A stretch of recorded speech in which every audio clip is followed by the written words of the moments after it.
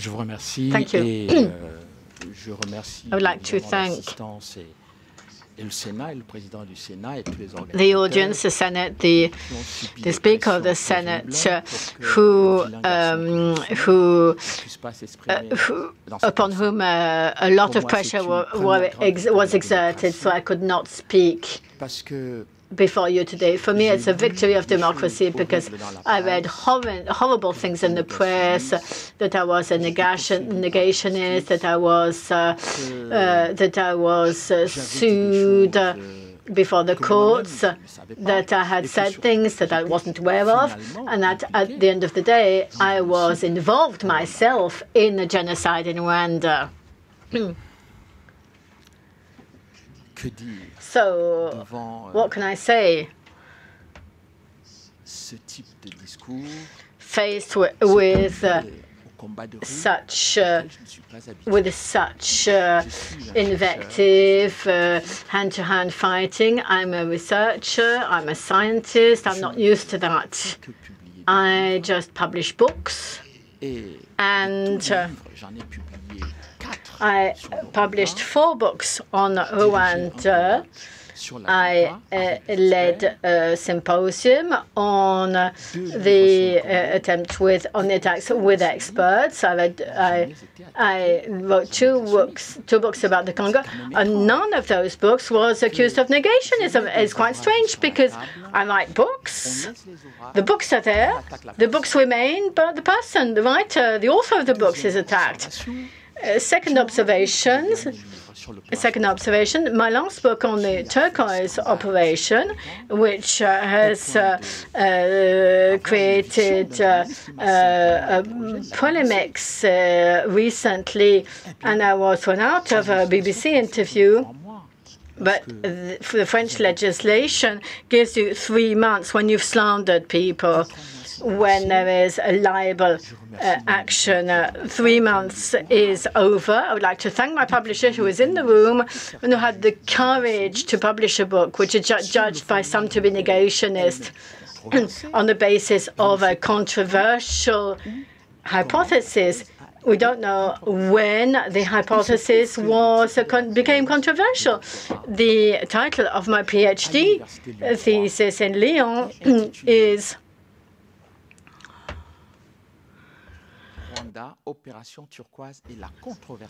Rwanda, the turquoise operation, and the media controversy. And they took the expression media controversy to try to disqualify my work and to insult me. And over and above that, I read this morning that Mr. Onana published his thesis in an extreme right-wing university.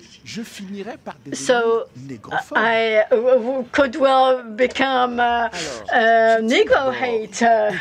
So I would like to recall to you that and remind everybody that I am not a negationist. I have no interest in being so. I have no political, financial, family interest in Rwanda. So why should I be a negationist? Now, if my right-hand neighbor, a minister from Rwanda, who is Hutu and Tutsi, is considered to be a negationist, I am somewhat consoled.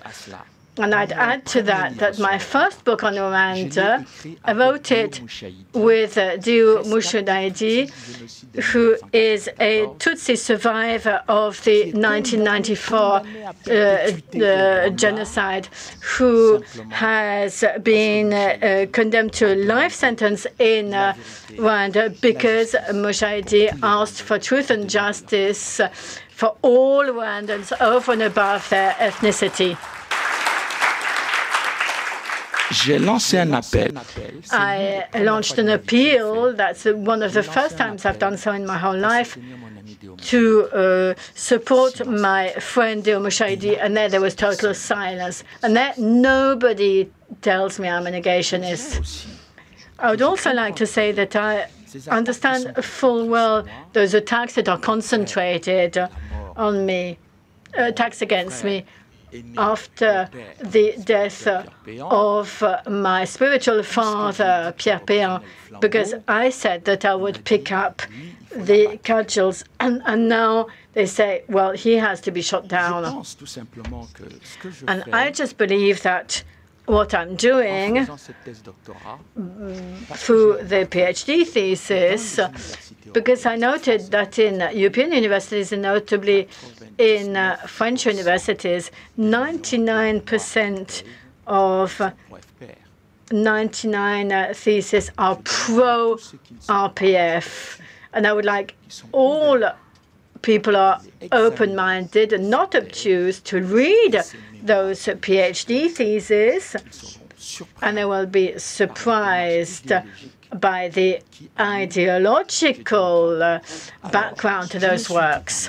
Now, I said to myself, after all those attacks against the turquoise operation, we had to look at what was said, what underlied those accusations. But my problem was, it's a smaller introduction, but I have to go through with it. I base myself on a simple scientific assumption. I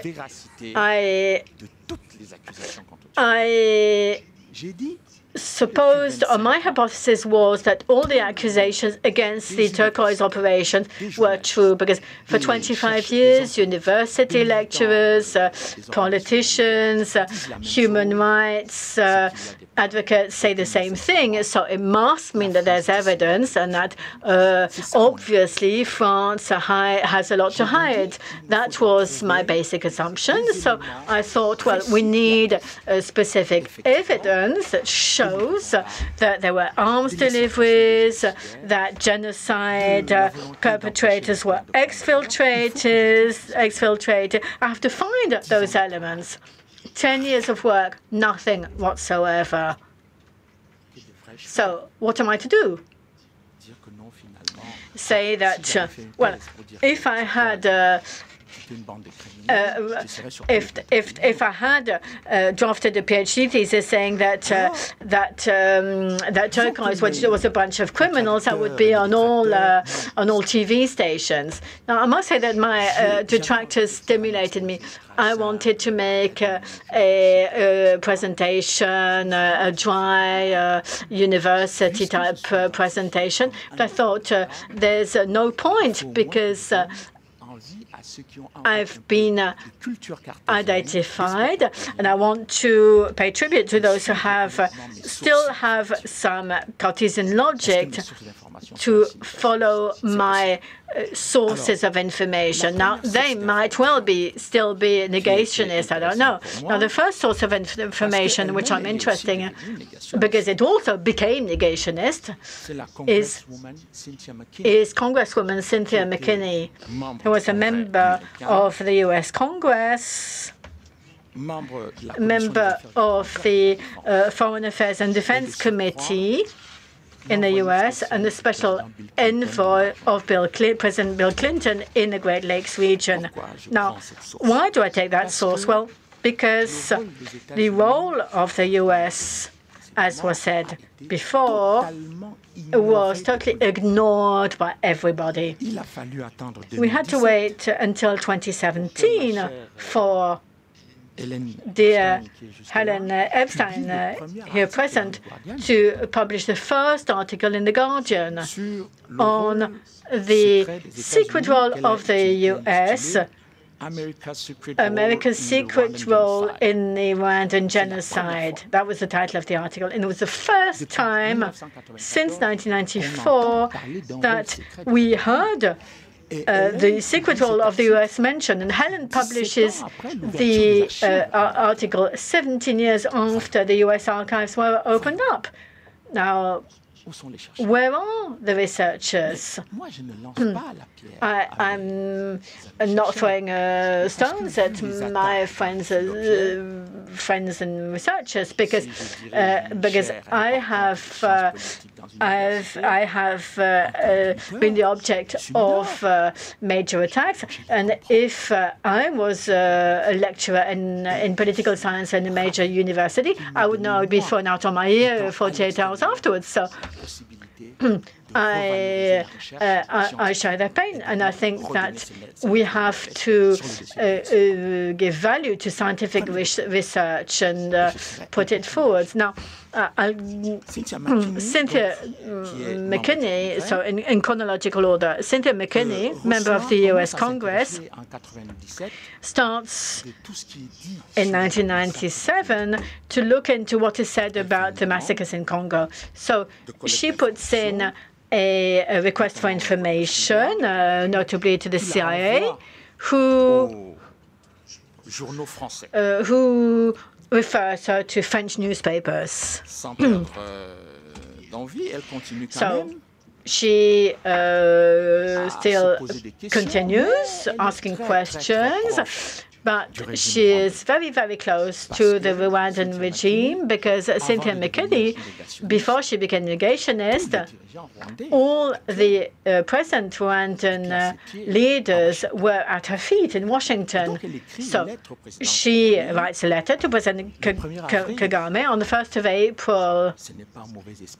So it's not a joke on my part. It was on the 1st of April. She wanted to invite President Kagame to talk about the role of what happened in Rwanda in 1994 during the genocide, and especially the question of the security in the Great Lakes region. Obviously, President Kagame never set foot at that hearing, which was planned for May. Then she also calls the ex-special representative of the UN Secretary General, Mr. Shahryar Khan, a Pakistani, who says, well, I would like to come to the Congress hearing in May, but I need my government's agreement and also the agreement of the UN because I still have a contract with the UN. On the 28th of April, Cynthia McKinney sends a letter to Ragi Omar, whom a lot of Rwandans know because she was an RPF militant. She was the propaganda voice for the RPF, and she flooded all the Anglo-Saxon media saying the Hutu were the lowest of the low and they needed to be banished. Obviously, she was invited before Congress to bear witness to the genocide. On the 28th of April, she answers Cynthia McKinney that she cannot attend because she has a family business to attend.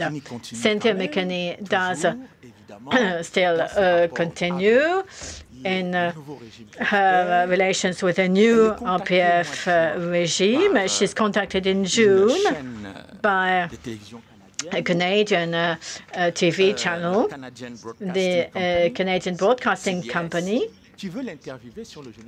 CBC, who wants to question her about the Rwandan genocide. So she sends a message to the Rwandan authorities, i.e. the Rwandan ambassador to Washington and Canada, who says, I want to seize this opportunity to talk to the Canadian and US publics about Rwandan genocide perpetrators who live freely amongst you. So the ambassador of Rwanda and Canada sends her a list of 18 names of Rwandans who live in Canada. And according to their own list, there are genocide suspects living in Canada with their phone numbers. And amongst those people, you have the name of Léon Brissera, who was extradited to Rwanda after having been acquitted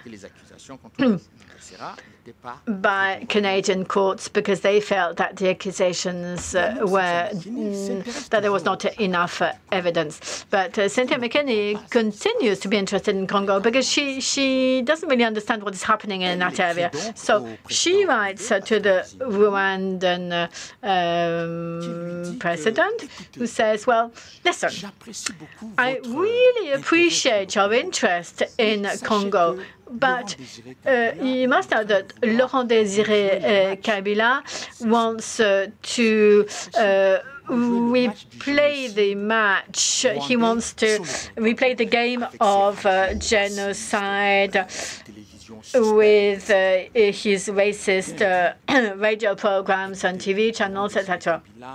Laurent Désiré Kabila probably signed an agreement with UNITA. UNITA is losing ground. They're creating trouble in the Congo. But it is a real pity that the previous allies who took part in freeing the country, that is the Rwandans and the Congolese government, are fighting one another. That's the 31st of October, sorry, the 31st of August 1998. That is a letter signed by Pastor Bizimungu. And then the 14th of January, well, during the whole period, a certain Patrick de Saint-Exupéry in the Figaro newspaper is very virulent against the Operation Turquoise. Ambassador Wilson was the one who queried the fact that Niger was delivering weapons to the enemies of the U.S. and his wife had been indicted as a supporter of the American government because she allegedly worked for the CIA. And the special assistant to President Clinton sent a letter to Mrs. Cynthia, saying that they support the work of the congressman and to improve U.S. policies in the Great Lakes region. And then they remind her, because Patrick de Saint-Exupéry at that time publishes articles in the Figaro saying that France delivered weapons to the genocide perpetrators at that time in eastern Congo. Then the special envoy of the president says, well, if the French delivered weapons to Goma, to the Interahamwe, it's important to know how the French did so. So Joe Wilson says, yes, indeed, it is in your interest to check that information, whereas they can deliver the information themselves. So Cynthia realizes at some stage the way things are panning out, and things are becoming more and more suspicious. So she decides to go to Africa with President Clinton, who is carrying out his first official visit in the region. There's a troubling element which becomes interesting for Cynthia later on. President Clinton doesn't stop over in Rwanda. So she asked the president's advisors to ask why he doesn't stop over in Rwanda. Said, well, it hasn't been planned. So she sends a letter to the president saying, well, Mr. President, it's not very elegant from a diplomatic point of view. For your first trip to Africa, it's a bit peculiar not to stop in Rwanda. So on the 2nd of February, President Clinton says, thank you for your letter expressing your interest. On my trip to Africa and suggesting that I include a stop in Rwanda on my itinerary. Donc, je vous remercie de m'avoir m'avoir suggéré de m'arrêter au Rwanda. So how is it that the U.S. refuses to stop over in Rwanda, who has undergone major crimes, whereas President Clinton knows full well that it has been terrible for Rwanda, and Cynthia feels that it is a troubling episode. Now, there's another major element in the close relationship with the leaders in Kigali. Kigali launches a whole campaign saying that the UN abandoned the Rwandan people, that it didn't want to defend the Tutsis, victims of genocide. And they decide on a hearing at the Committee for Foreign Affairs on who is going to cry at her feet and congratulate her on what is done. It is the Mrs. Mushika who is now at the head of the Francophonie organization. She gives a press conference on Capitol Hill. So when Cynthia comes to understand what is happening, Cynthia is said to be a negationist. In 1999, Cynthia decides to go to Congo to see what is happening. She meets political personalities, the main politicians. And on the 31st of August, 1999, she writes a letter to President Bill Clinton. And what does she say? And that's really important, because Cynthia is an influential member of Congress, a member of the Black Caucus. That is why she's feted by Paul Kagame and others. And she was also very close to the president. That's what she writes to the president. Mr. President, I've just come from the DRC, where I met a number of people, and I have to tell you that the crimes that were committed in the Democratic Republic of Congo were committed with the help and the support of your government. Mr. President, everywhere, all over the place, people are whispering that, but they're too polite to say it out loud. And that is the end of the close relation between Cynthia McKinney and President Clinton. But before that, she does the last thing. In the year 2000, she decides to organize a hearing before the House of Representatives on the plane crash that gave rise to the massacres, and a number of personalities. There is Jean-Pierre Mugabe, a member of the RPF, and the accusations against Kagame come in thick and fast, and that commission is considered to be the major challenge that Cynthia brought before the U.S. Congress, and that led to her leaving Congress. Regarding the assassination of April the 6th, which is, of course, the purpose of my first book about Rwanda, at that time, I did not elaborate on that because of genocide.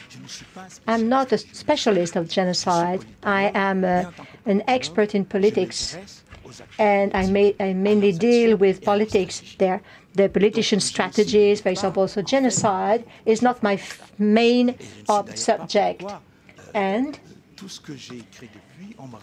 I don't know why people want to focus upon genocide. The title of my first book was about the secret of the Rwandan genocide. I just wanted to understand what's happening behind the scene. President Kagame lodged a complaint against me before the chamber with the Rwandan state.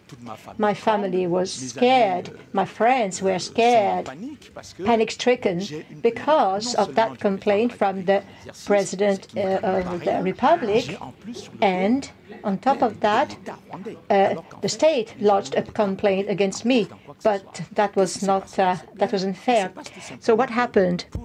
That regarding President Kagame, talking about this rebellion, the RPF, since I talked about the RPF, that was, let's say, the fact that I tried to target the RPF, but I was not talking about that.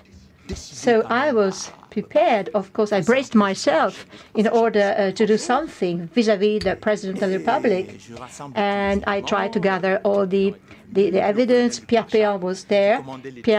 Colonel Pierre Marchal attended the meeting. 2 days before the trial, I received a letter from the lawyer of Mr. Kagame's lawyer. He told me, well, I would like to read the letter, if you don't mind. This is the lawyer's letter. And Paul Kagame's lawyer, maybe you know him, Maître Xavier Fléchier. What he said, Mr. Paul Kagame and the state, and normally your approach is a slanderous approach because of what was published in your book, Secrets of the Rwandan Genocide, an investigation about the mysteries around the President Kagame, a book published by Mr. Onana. So with the state and the President, by virtue of Articles 394 of the Code, they will withdraw from this issue before the chamber. Of course, regarding my lawyer, that was a failure, but I'm not so happy. Why? Because we were unable to give evidence about the fact that Kagame did order the shooting down of the airplane. I decided to organize a meeting in Paris about the same topic, for example, about the following item, silence upon this assassination. And then I tried to move away, and I thought, well, why?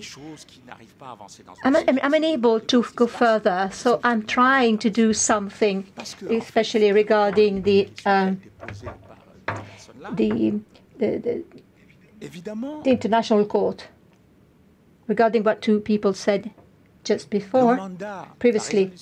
The resolution of the Security Council for the creation of the ICJ, they said that all the crimes committed in Rwanda should be investigated between January and December 1994, in Rwanda and neighboring countries. But the ICTR just focused upon what happened in Rwanda, not in neighboring countries. That is the fact. So, as a consequence, I tried to do the investigation, to investigate. I met with Carla Ponte. I tried to meet with her, and she said, no way. Okay. So then I was invited with a record player, and I thought, well, it's a tricky job. I don't know whether she will accept. And she said, Mr. Onana, I did read your book about the secrets of the Rwandan genocide. It's very good, very interesting, she said. And she was a little bit malicious anyway. But what shall we do now? Do you have a record player? Yes, don't worry. A recorder? Okay. I said, don't worry. You can switch on the equipment.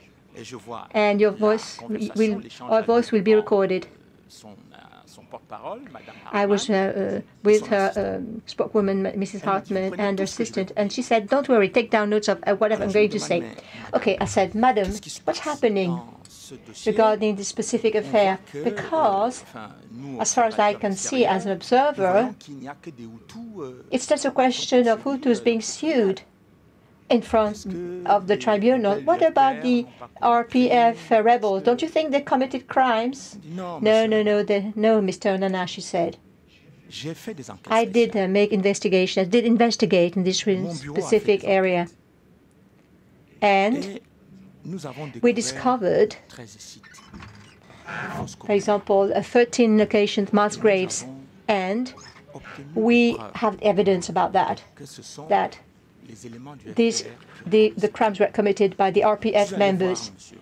I met with Paul Kagame in Rwanda, she said, because the prosecutor, as the prosecutor, of course, I intended to do something against the RPF members. Paul Kagame said, "Did you come here?"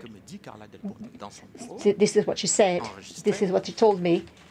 Paul Kagame said, "Didn't you come here to sue RPF members?" No, your objective is to sue Hutus who committed suicide. This is what he said. Carla Pontes told me. But this is not.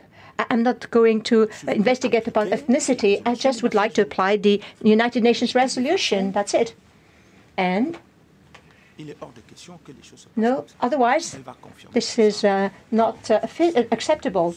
And okay, but and then she gave me another piece of information, the Garcenis report. The Garcenis report. She said, she told me, she asked, she wanted to meet with Robert Garcenis, and she was told, "Oh, we don't know where he is." Okay, because he did investigate upon the RPF that was, of course, responsible for genocide. And she said, okay, she was able to find out Mr. Garcenis, and she asked him, "Would you like to testify in front of the tribunal?" And he said, "Of course, yes, but then I have to ask permission to the United Nations." Okay, because of a binding contract. I wrote a letter to Kofi Annan, she said, and Kofi Annan said, no way, Mr. Garcenis will never ever testify in front of the court. Before the court. This is the termination of the affair against RPF. So I decided to move on, to undertake another step, because that was the situation was in trouble, and that didn't fit with my Cartesian logic, if you will. So I decided to get to the university to provide a scientific work upon the operations conducted by the Turquoise operations. I published a book called France and the Random Terror. Everybody was silent. I was not able to be interviewed on TV or radio, etc. This is a French issue. It might be interesting for me, for example, to have a discussion with people involved in this affair, for example, regarding mass killings, massacres, etc., committed by France in Rwanda, delivery of weapons, and the fact that France supported the Hutus, etc. That would be interesting, as I said. And they said, no way, no, Charles, it's impossible. This is what I was told. No, it's too complicated, it's sensitive. So, no, they said, I'm susceptible, so it's impossible. Okay, but I'm a researcher. And I said, okay. I decided to do the job at the university, and so I tried to investigate regarding the documents of the Security Council. And now you will understand why our senators did suffer, because everybody has the possibility to have the floor except for Mr. Onana.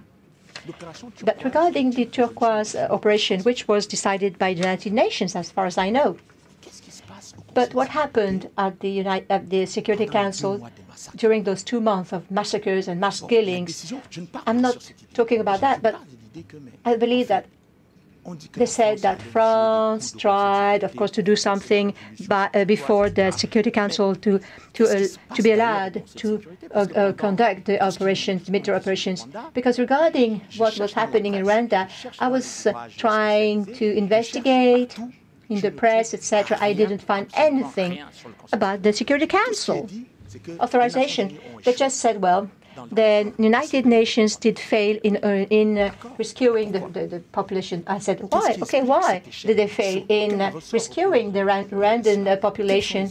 What about the action undertaken at the Security Council that led to this type of inertia from the United Nations? I discovered the first document, the letters of the RPF at the Security Council. The first letter, by the way, regarding Ambassador Sunel, on April the 12th, he was ensuring the follow-up of the events in Kigali, and the Silverback operation was the Belgian operation with the Amaryllis operation, etc., in order for the evacuation of their nationals. This is important. Why? Because it is the first time just after the mass killings, it was the first time that international forces would meet in Kigali in order to interrupt the massacres. General Dallaire requested the governments of the three countries to deploy their soldiers for the evacuation of nationals in order to put an end to the mass killings and then to the fighting between the Kagame troops and the governmental troops. Paul Kagame said the foreign troops have to leave. They have just 24 hours to leave. Am I lying, Mr. Ambassador? No. Okay. Right? Because he was in Kigali at that time. Second letter, a letter from General Dallaire. He sent a letter to the RPF and said, to the chairman of the RPF, I would like to inform you, sir, that small caliber weapons have been used, and this is a major concern for the MINUSMA forces because there might be some reprisals, and there are shootings due to your groups located not far from the MINUSMA position. So this is not what I was looking for. As a consequence, I'm asking you to undertake action in order to take action in order to avoid those problems of weapons being targeted at the military staff. General Dallaire, what did he expect? He expected the officers of the MINUSMA not to be exposed, of course, regarding this fighting opposing the two forces. Because, can you imagine, the liaison officers, if they disappear, it might be complicated in order to get a ceasefire. This letter, dated April 22nd, General Dallaire sent another letter on April 25th to Paul Kagame, and he said, I was informed by the Chief of Staff of Rwanda about what's happening, especially regarding the firing performed by the RPF.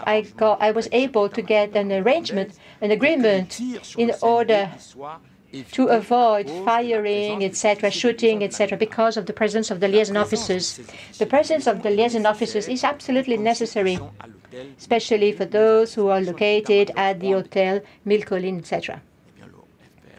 The RPF didn't want to give up this fighting. That was the consequence. The RPF made a statement on April the 27th, and they were denying, of course, the temporary provisional government, and the RPF expected the international arena not to recognize, to accept this new temporary government. And the United Nations acknowledged the fact that regardless of the defects of a temporary government, they relied upon the legal basis anyway for the existence. That was accepted by the Belgian government, the French government, in order to be authorized for the evacuation of their nationals. Am I right, Mr. Ambassador? Okay. So, Second document, which is another document which is also very much important, a letter sent by the RPF on April the 26th to the chairman, to Colin Ketty, president of the Security Council. He said, there is a genocide in Rwanda, and the RPF is surprised by the silence from the international arena because of this genocide perpetrated against a part of the population. The day after, there was a new statement. France acknowledged the perpetrators of genocide, while the EU is not fully involved. So France recognized this genocidal approach because Mr. Bichaka, the Minister of Foreign Affairs, was invited at the Ministry of Foreign Affairs, but he was never met with the Prime Minister, the Minister of Foreign Affairs, or the President of the Republic. Jerome Bichaka was badly considered by the RPF. So, Mr. Jerome Bichaka was acquitted in front of the tribunal, ICTR. He is free, totally free at the present time. Now, regarding the document of April the 30th, which is of course very much important, and I was shocked by that document. You remember that the RPF said that they recognized that there was a genocide. They sent a letter of 6 pages signed by Mr. Gaima and Claude Saidi at the Security Council. In this letter, RPF stated that RPF is opposed to any intervention by the United Nations forces and will not cooperate with the United Nations forces. Why? I wondered why. Because of there is a genocide. The RPF denounces it at the Security Council, but they don't want any cooperation with the United Nations forces intervention. They went on. The RPF went on May the 3rd. On May the 3rd, another letter was sent to Boutros Ghali.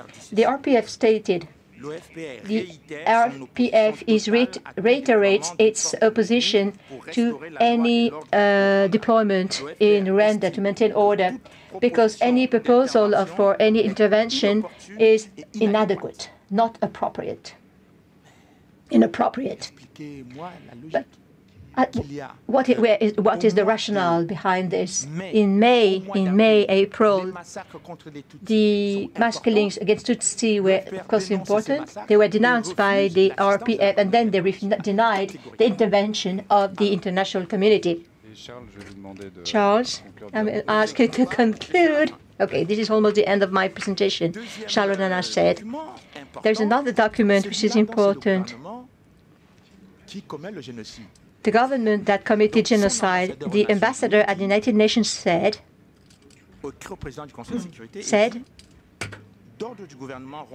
I would like to draw your attention about the necessity to envisage an action, immediate action, to put an end to the fighting, because that leads to victims, etc.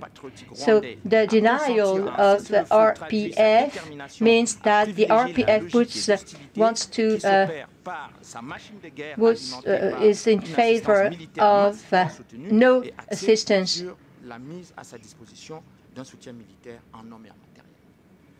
So the government, the temporary government, which was a genocidal government, requested the support from the international community. We are surprised by this, all this. Two U.S. senators, Paul Simon and Mr. Jefford, sent a letter to President Clinton and said an intervention is necessary. And the government said, no way. Why? And that will be the end of my presentation. What happened exactly? The US didn't want to intervene. The UN didn't want to intervene. Not because of this type of inertia prevailing in Rwanda, but since April, Mr. Willy Klaas, the Minister of Foreign Affairs in Belgium, sent a message. He was asking for the withdrawal of the troops, Belgian troops that were killed. And he said that there was a military superiority regarding the two opposing parties. And this is what they wanted to maintain until the end. Why? Because if you accept a multinational force to intervene on the spot, both parties will have to negotiate in order to apply the Arusha agreements. Maintain, leave it as it is. For example, the RPF, of course, at the end of the day, would have been the winner of that, and then they would forget about the Arusha arrangement agreements. This is the job I try to do. It is the reason why I am someone who cannot be accepted. Thank you so much for listening to me, ladies and gentlemen. But I am a scientist, okay? This is a scientific approach. I published a book of 600 pages. And I expect this book to be called into question with all different types of evidence. Thank you for your attention.